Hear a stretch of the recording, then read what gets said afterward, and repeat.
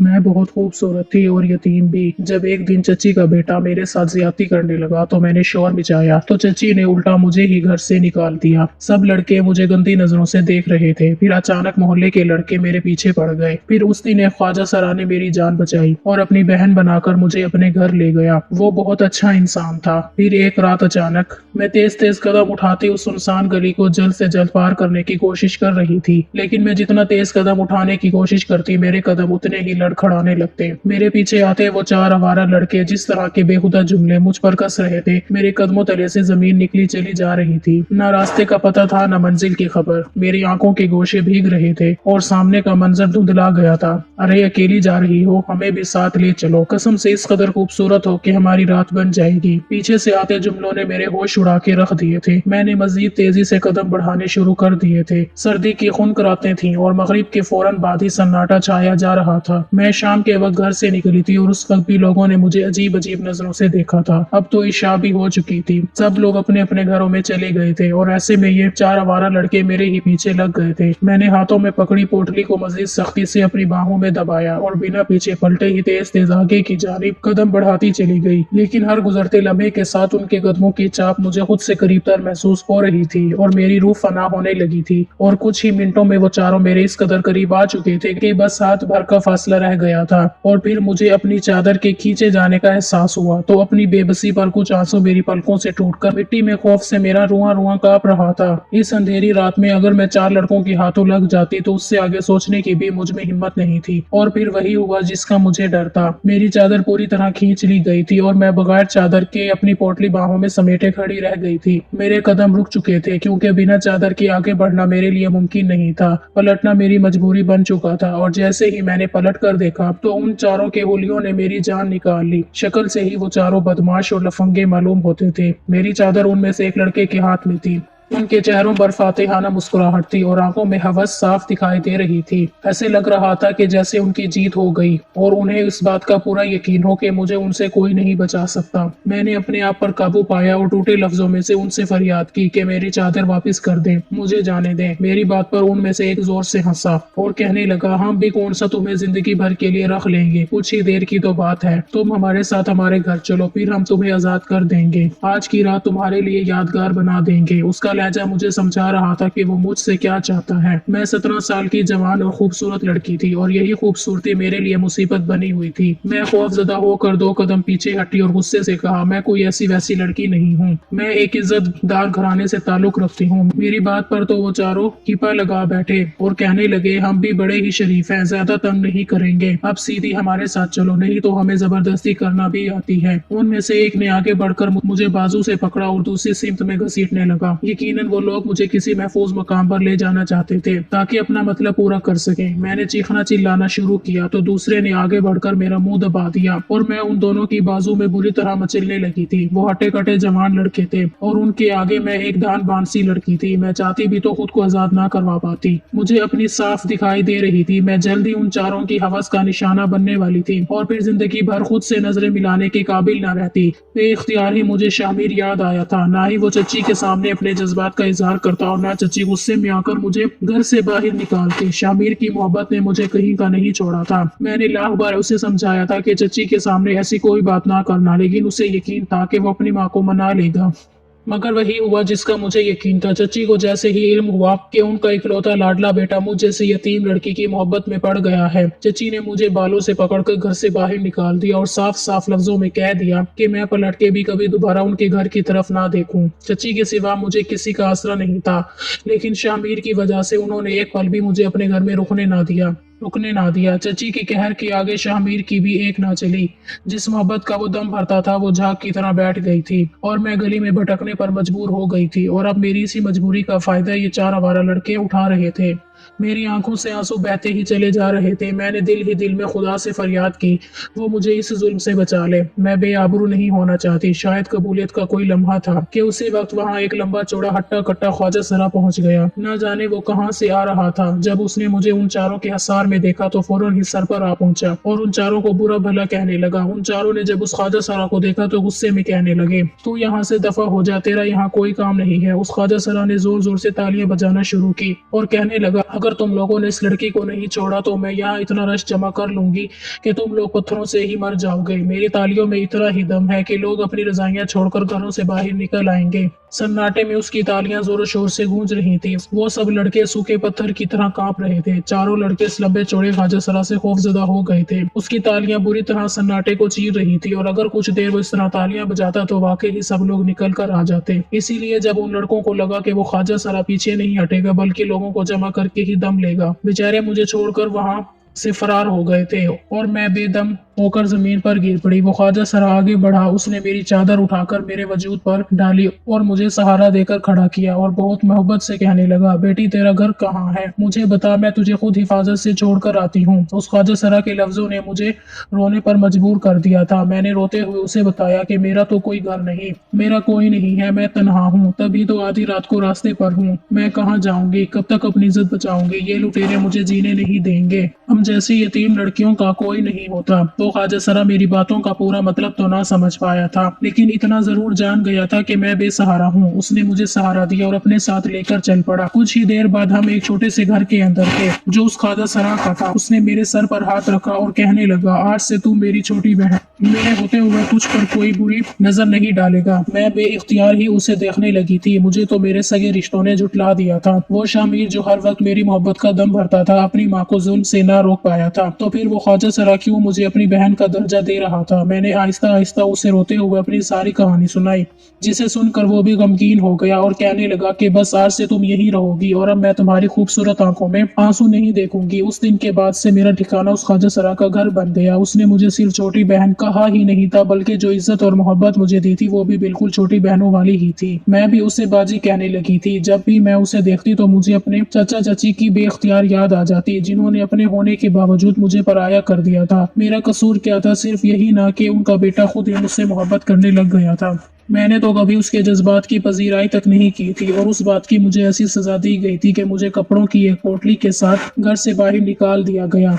मैं 2 साल तक इज्जत से सर छुपाए उस ख्वाजा सरा के घर में रहती रही। उसने मुझे जिंदगी की हर आसाइश मुहैया की थी और दुनिया की नजरों से भी छुपा लिया था, लेकिन किस्मत ने एक दफा फिर आजमाइश मेरे मुकद्दर में लिख दी थी। पूरे 2 साल बाद वो ख्वाजा सरा इस कदर शदीद बीमार हुआ कि नाचने गाने के काबिल भी ना रहा। उसके पैसे कमाने का जरिया उसका नाच गाना ही तो था, लेकिन कैंसर जैसी बीमारी ने उसे किसी काबिल नहीं छोड़ा था। आहिस्ता आहिस्ता हमारे घर खाने के फाके पड़ गए थे। अक्सर उसकी आंखों में आंसू आ जाते और वो मेरे आगे हाथ जोड़कर कहता कि तू मेरी छोटी बहन है और मुझे अफसोस है कि मैं तुझे 2 वक्त का खाना भी नहीं दे पाती। उसकी बात पर मेरा दिल कटने लगा था। कभी कभी वो ख्वाजा सरा हिम्मत करके किसी शादी में चला जाता तो थोड़े बहुत पैसे लेकर आ जाया करता और फिर हम उसी पैसे से गुजारा करते, लेकिन जब हालात बहुत ज्यादा तंग हुए तो मैंने उस ख्वाजा सरा से कहा कि वो मुझे भी अपने जैसा हुलिया दे दे, उसके साथ मैं शादी में जाऊंगी। वो मेरे साथ होगा तो मुझे हिम्मत रहेगी कि मैं किसी ख्वाजा सरा की तरह ही नाच गाकर पैसे कमा लूंगी। 2 साल उस ख्वाजा सरा के साथ दिन रात गुजारने के बाद मुझे उसके तौर तरीके भी आ गए थे, इसीलिए मेरे लिए ख्वाजा सरा बनना ज्यादा मुश्किल नहीं था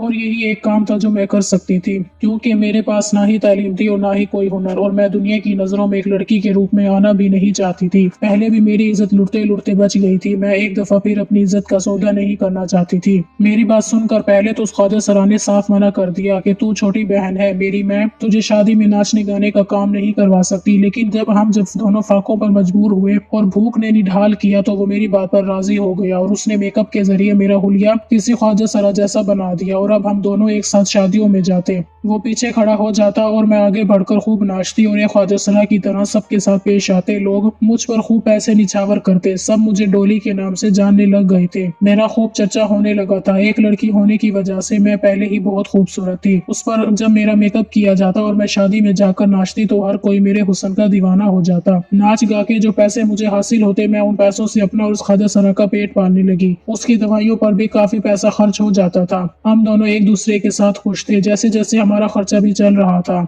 मैं भी अपने चाचा चाची शामिर सबको भूल चुकी थी। कहीं ना कहीं वक्त के साथ साथ मैं खुद भी अपने आप को ख्वाजा सरा ही समझने लग गई थी और ये भूल गई थी कि मैं एक लड़की। लेकिन एक दिन एक ऐसा वाकया रोनुमा हुआ कि मुझे अच्छी तरह याद आ गया कि मैं ख्वाजा सरा नहीं बल्कि लड़की हूँ। मैं अपने आप को मेकअप की कितनी ही तहों में क्यों ना छुपा लूं, मेरा सच छुप नहीं सकता। एक शाम हमें पता चला कि दूर इलाके में एक बहुत बड़ी शादी हो रही है। हवेली में खूब इंतजाम किया गया। ये सुनते ही आप ही कहने लगी कि डोली, ये शादी हमारे लिए बहुत अच्छी साबित हो सकती है। ऐसे लोग हम जैसे लोगों पर बहुत पैसा खर्च करते हैं। मैं ये बात सुनकर हंस पड़ी और कहने लगी, फिर तो हम जरूर शाम होते ही चले जाएं। हम दोनों तैयार हुए और उस शादी में पहुंच गए। आप ही की तबीयत कुछ ठीक नहीं थी, वो एक जगह बैठ गई और मैंने आगे बढ़कर स्टेज पर नाचना शुरू कर दिया। देखते ही देखते मेरे इर्द गिर्द लोगों का हजूम लगना शुरू हो गया। लोग मुझ पर धड़ाधड़ पैसे लुटा रहे थे और मैं नाचने के साथ साथ उन पैसों को जमा करने का भी काम कर रही थी।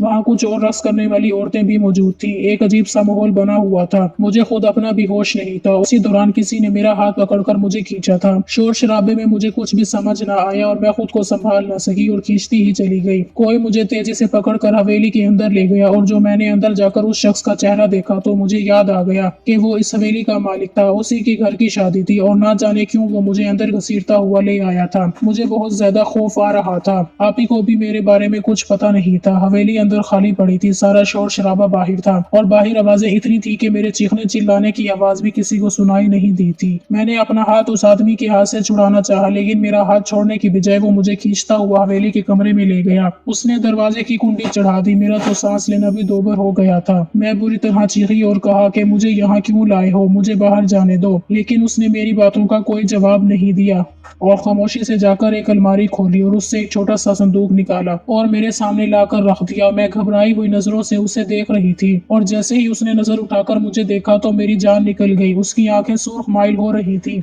ऐसा लग रहा था कि जैसे वो शराब के नशे में मदहोश हो। बेख्तियार ही मुझे आप ही का ख्याल आने लगा। पता नहीं उन्होंने मुझे हवेली के अंदर आते देखा भी था या नहीं। मैंने अपनी पूरी हिम्मत जमा की और उस आदमी से सख्ती से कहा कि मुझे जाने दे। मेरे साथ अगर कोई जोर जबरदस्ती की तो अच्छा नहीं होगा। मेरा नाम डोली है, डोली। वो आदमी मेरी तरफ देखकर मुस्कुराया और कहने लगा, तुम्हारा नाम डोली नहीं बल्कि फिजा है। ये बात मैं बहुत अच्छी तरह जानता हूँ। उस आदमी की इस बात पर मेरी रीढ़ की हड्डी से अजीब सी लहर दौड़ी थी। मुझे तो लगा था कि वो मुझे ख्वाजा सरा ही समझा होगा, लेकिन वो तो मेरी हकीकत से वाकिफ था। मगर वो कौन था जिसे मेरे असली नाम से भी वाकिफियत थी? मैंने घबरा कर इनकार किया और कहा कि मैं कोई फिजा नहीं हूँ, मेरा नाम डोली है, मैं एक ख्वाजा सरा हूँ। मेरा काम है शादी में नाच गाकर पैसे कमाना। तुम पता नहीं मुझे यहाँ क्यों लेकर आए हो। यकीनन तुम्हारी नीयत ही खराब है। वो आदमी धीरे से मुस्कुराया और एक ऐसी बात कही जिसे सुनकर मेरे कदमों तले से जमीन निकल गई। मैंने गैर यकीनी से उसे देखा, लेकिन उसके चेहरे पर लिखा था कि जो कुछ वो कह रहा है वो सच है। और फिर जैसे ही उसने उस संदूक को खोला तो मेरे होश उड़ गए। उसने अपनी बात को साबित कर दिया और मैं अपनी जगह हैरान रह गई थी। किस्मत ने कैसा खेल खेला था। मैं एक ख्वाजा सरा के रूप में हवेली में नाचने के लिए आई थी। उस हवेली का मालिक कह रहा था कि मैं उसकी बेटी हूँ। शायद मैं उसकी बात पर कभी यकीन न करती अगर वो मेरे सामने रखे संदूक को खोलकर सारी हकीकत मुझे ना दिखाता। जैसे ही उसने मुझे बताया कि वो मेरा बाप है, मैंने फौरन इनकारी में सर हिला दिया और कहा कि ये झूठ है। मगर उसने संदूक में बहुत सी तस्वीर और खतूत निकाली और मेरे आगे रख दी। वो तस्वीर उस आदमी की शादी की थी और उसके साथ खड़ी औरत कोई और नहीं बल्कि मेरी माँ थी। वो माँ जो मेरे माँ बाप के इंतकाल के बाद मुझे चची के रहमो करम पर छोड़कर न जाने कहाँ चली गई थी। मैंने नफरत से अपनी माँ की तरफ देखा और उस आदमी से कहा कि ना ही ये औरत मेरी माँ है और ना ही इसके हवाले से तुम मेरे बाप लगते हो। मैं उस औरत को नहीं जानती। मैंने नफरत से उन तस्वीर से निगाह मोड़ ली थी। उस आदमी ने बहुत मोहब्बत से मेरी तरफ देखा, मुझे बिस्तर पर बिठाया, खुद मेरे कदमों में बैठ गया और कहने लगा कि तुम सिर्फ 8 साल की थी जब तुम्हारे वालिद का इंतकाल हो गया। ये गम तुम्हारी माँ पर किसी पहाड़ की तरह टूटा था, लेकिन उससे भी बड़ा सदमा उन्हें उस वक्त पहुंचा जब तुम्हारी दादी और चाची ने मिलकर तुम्हें तुम्हारी माँ से जुदा किया और उन्हें घर से निकाल कर बाहर किया। तुम्हारे नाम पर तुम्हारे बाप की बहुत सी जायदाद थी और तुम्हारे चचा की नीयत खराब थी, इसीलिए उन्होंने अपनी माँ के साथ मिलकर एक खेल रचाया और तुम्हारी माँ को बदनाम करके घर से बाहर निकाल दिया। तुम्हारी माँ मेरी मामू की बेटी थी। जब वो लुटी पिटी घर से बाहर निकली तो मेरे पास चली आई। मैंने उसे सहारा दिया। उसकी इद्दत खत्म हुई तो मैंने उससे निकाह किया। मैं तुम्हें इन जालिम लोगों से वापस लाना चाहता था, लेकिन उन लोगों ने घर तब्दील कर लिया था और किसी को नहीं पता था कि वो लोग कहाँ चले गए। इसीलिए मैं और तुम्हारी माँ तो कभी तुम्हें ढूंढ ही नहीं पाए थे। तुम्हारी माँ सारी जिंदगी तुम्हारे गम में निढाल रही। उसकी हर सांस तुम्हारा नाम पुकारती थी। हम दोनों की कोई औलाद भी ना हुई और फिर हमने एक बच्चे को यतीम खाने से गोद लिया। तुम्हारी माँ का थोड़ा दिल बहल गया, लेकिन फिर भी यतीम खाने से आने वाला बच्चा तुम्हारी कमी को दूर न कर सका।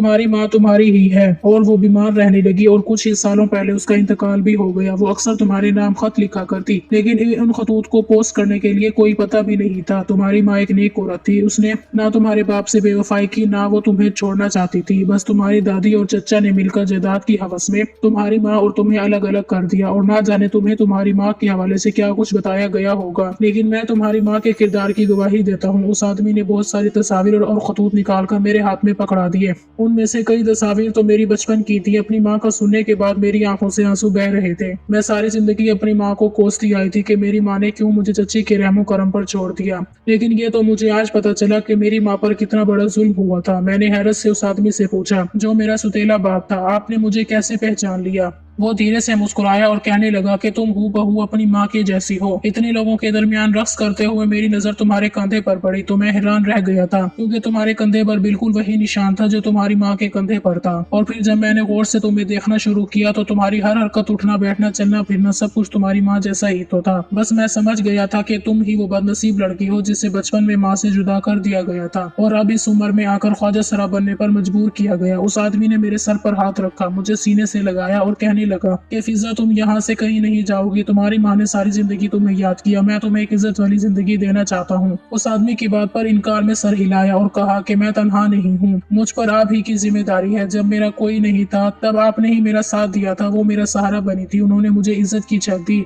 अभी अगर मैं ये काम कर रही हूँ तो मैं मजबूरी की हालत में कर रही हूँ। अपनी बीमार आपी को नहीं छोड़ सकती। मैंने उस आदमी को उस ख्वाजा सरा के बारे में सब कुछ बता दिया जो मेरे जीने की वजह बन चुका था। थोड़ी ही देर में मेरे सुतेले बाप ने आपी को अंदर बुलाया और उन्हें भी सारा सच बता दिया और कहा कि वो मेरे साथ साथ आपको भी सवेली में पनाह देना चाहते हैं। वो आपी का इलाज करवाने के लिए भी तैयार हैं और चाहते हैं कि अब हम दोनों इज्जत की जिंदगी गुजारें। हम दोनों ने ही ये काम बहुत मजबूरी में किया था, इसीलिए जब इज्जत की छत मिली तो इनकार ना किया और दोनों ही इस हवेली में इज्जत के साथ रहने लगे। अलबत्ता मुझे अपनी माँ की कमी बहुत महसूस होती थी। मुझे इस बात का अफसोस है कि उनकी जिंदगी में मैं क्यों उनसे नहीं मिल सकी। क्यों मैंने कभी ये जानने की कोशिश भी ना की कि मेरी माँ कहाँ है, वो मुझे छोड़कर क्यों गई थी। मेरे सुतेले बाप ने वाकई बाप होने का फर्ज निभाया था, मुझे मेरी शिनाख्त वापस लौटा दी थी। आज मैं एक इज्जत वाली जिंदगी गुजार रही हूँ। कभी कभी मुझे लगता है कि यह सब आप ही की दुआओं का नतीजा है, क्योंकि वो अक्सर ही मुझे दुआ देती थी कि मैं एक इज्जतदार जिंदगी गुजारूं और अपनी जिंदगी में खुश रहूं। वो एक ख्वाजा सरा थी और उनकी दुआ में बहुत ताकत थी। आप ही का इलाज हो रहा था। हम दोनों ही आज एक बेहतर जिंदगी गुजार रही हैं।